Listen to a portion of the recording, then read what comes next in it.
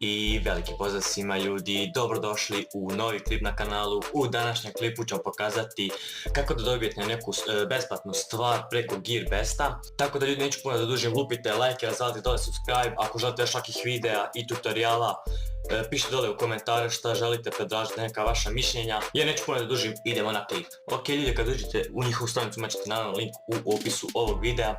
Sve što trebate da idete se prijavite. Znači idete samo register i možete se tu registrujete ovo ono, možete samo da se prijavite znači preko Facebooka ili preko Googlea, tako da ćete se prijaviti preko Google+. Ok ljudi, kad ste se prijavili znači odaberite neki proizvod koji želite, znači nemojte neki preveliki od na primjer $100 ili nešto tako. Uzmite neki od $10-15, tako da mi ćemo uzeti neku tipkovnicu, vidjet ćemo. Ok, kao što vam vidite ima dosta puno, ali nemojte uzmati na primjer ove ovako skuplje. Ako ste naravno već neki youtuber, naravno da možete, ako ste neki manji youtuber, znači naći neku od $10-15. Ok ljudi, evo mi smo našli ovu tu tipkovnicu, evo $10 je. Znači uđete u to i znači ljudi sad vam možete birati da ćete u crnoj ili bijeloj, znači boji, nebitno kako vi želite, koliko želite komada. I idete ovo add to favorites, stisnete to kao srce, idete u my favorites. I kao što vidite tu je vaša tipkovnica koju želite da uzmete. Sad kako uzeti a nemate novaca, znači vrlo jednostavno scrollate dole, idete u make money.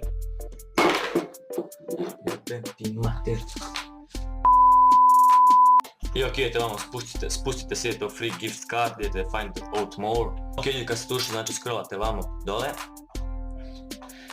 I kao što vidite ovdje, znači dodate URL vašeg videa, znači napravite video recenziju neku sa Gearbesta što ste naručili, nešto ovako, tip videa. I tu znači kopirate s YouTube-a taj tu URL. Ovdje je produkt, na primjer sad želite ovu tipkovnicu, samo malo. Znači uđete u my favorites. Stisnete na tipkovnicu i kopirate samo link. I ovdje sad na primjer zalijepite i sad vam napišete koliko želite komada, mi ćemo sad na primjer 1. Napišete vaše ime, na primjer Marko, na primjer napišete Marko i napišete sad prezime Markić, na primjer ovo je samo primjer.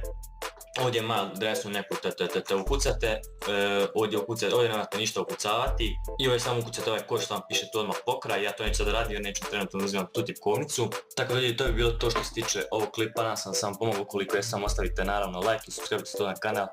Mislim sljedeći klip, pa do tada, lijep pozdrav!